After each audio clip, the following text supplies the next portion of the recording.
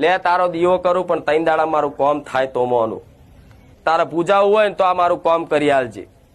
એટલે દેવ છે ને તમારથી ભાગે છે બધા. એવા માણસોથી દેવ જાય, ચોથી આવી જો કે આયો તોથી ચાલુ પારખા કરવાનું. મારી વસ્તીએ ચારે મારું પારખું નહીં કર્યું, આવું હું કઉ છું મેલડી. અને વિશ્વાસ હશે ખાલી કે માતા મારા ઘેર છે, માતા જાગતી છે, બસ આટલામાં તમારું જીવનનો ઉદ્ધાર થઈ જાય.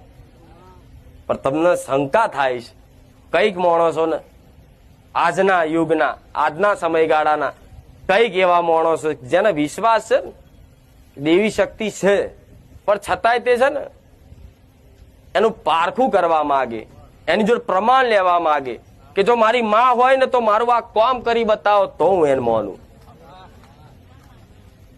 કે મારું આ કરી આલે તો હું માનું, મારું આ હલવાયેલું લાયા લે તો મારી માતાને માનું, તો મારી માતા નિવેદ આલું, તો એને 2 ટાઈમ દીવા કરું.